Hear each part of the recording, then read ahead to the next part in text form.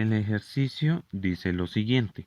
Usando una balanza con precisión de 50 miligramos, se mide 5 veces la masa de una esfera de radio 1 con variación de 0,1 centímetros. Se pide calcular su densidad. Lo primero que tenemos que hacer es calcular el promedio de las 5 masas que se le tomaron a la esfera, el cual dio 14,4 gramos. Luego se calcula el volumen de la esfera, que como sabemos se calcula multiplicando 4 tercios de pi por el radio al cubo. Al reemplazar nuestro radio, que es 1, el volumen sería 4,189 centímetros cúbicos.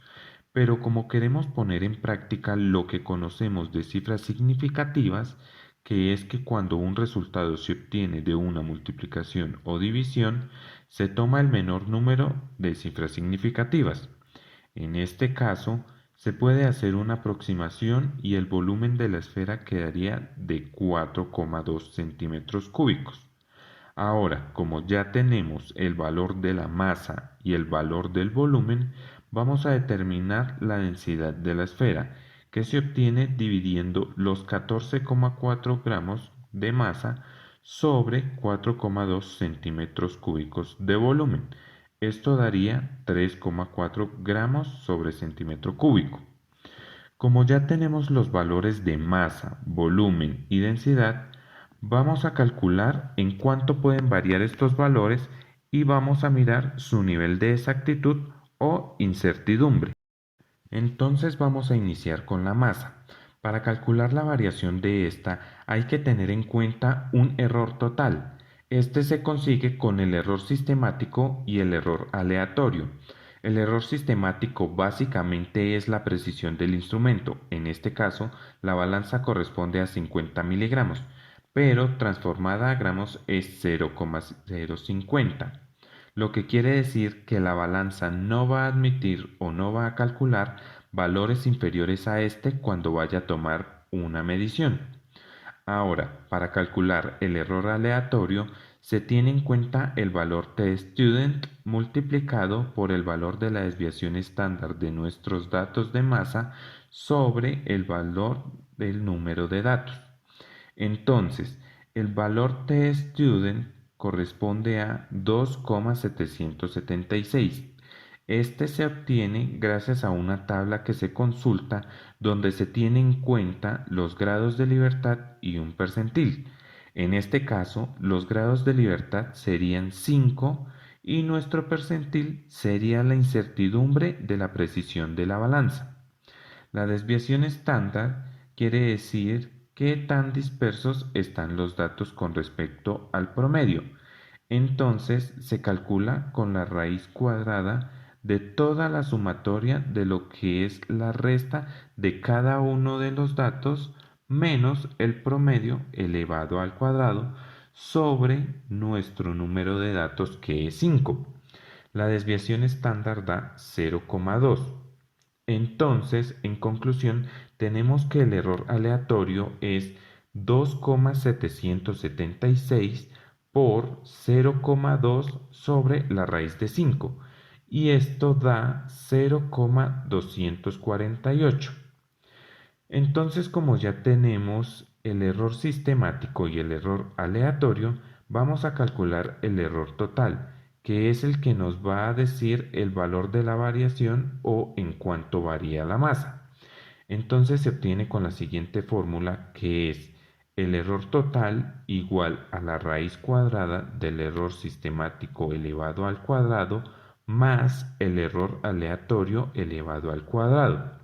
Como ya tenemos estos dos valores, es solo simplemente reemplazar. Entonces sería error total igual a la raíz cuadrada de 0,050 al cuadrado más 0,248 al cuadrado. El error total sería 0,253 gramos. Entonces, pues dejamos así por ahora ese valor para luego concluir. Ahora vamos a hallar la incertidumbre para la masa. Esta se calcula dividiendo los 0,253 gramos que ya tenemos sobre el valor de la masa. Esto nos da un igual de 0,0175 o, por cifras significativas, 0,018. Continuamos con el volumen. Entonces, para calcular la variación de este, se tiene que tener en cuenta que el radio es el que provoca el cambio.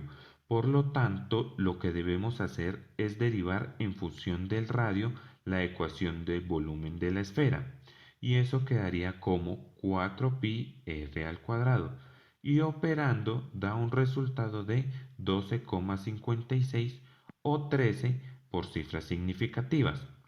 Entonces, para tener la variación en sí del volumen, lo vamos a multiplicar por la variación del radio, que es 0,1, como indica el ejercicio, y eso como resultado da 1,3. Ahora, para calcular la incertidumbre del volumen, se hace el mismo procedimiento que se hizo con la masa: dividir la variación sobre el valor que se tiene de volumen. Entonces quedaría 1,3 sobre 4,2. Eso da 0,3095 o 0,31 por cifras significativas. ¿Eso qué quiere decir? Que tenemos un nivel de incertidumbre de 0,31. Ya para finalizar, vamos a calcular la variación de la densidad de la siguiente manera. Decimos que la variación de la densidad sobre la densidad es igual a la raíz cuadrada de la incertidumbre de la masa al cuadrado más la incertidumbre del volumen al cuadrado. Ahí lo único que toca hacer es reemplazar, puesto que ya contamos con los valores de cada una de las incertidumbres. Entonces, por el momento tenemos que la variación de la densidad sobre la densidad es igual a 0,31, que es el resultado de la raíz cuadrada de las incertidumbres. Pero ahí no se soluciona nada. Lo que toca hacer es despejar la variación de la densidad. Esto pasando a multiplicar el valor de densidad con el 0,31. Y tenemos que la variación de la densidad es igual a 3,4, que es el valor de densidad, por 0,31, y esto es igual a 1,054 o 1,1 por cifras significativas. Esto, claro está, en unidades de densidad, que son gramos sobre centímetro cúbico. Ahora, para definir bien los resultados, tenemos que la masa va a ser igual a 14,4 más o menos 0,253 gramos. ¿Qué quiere decir? Que la masa va a estar por encima de los 0,253 gramos o por debajo del mismo. Lo mismo pasa con el volumen. Este va a ser igual a 4,2 más o menos 1,3 centímetros cúbicos. Es decir, ya puede ser o superior o inferior a este valor. Y de la densidad se continúa con la misma conclusión.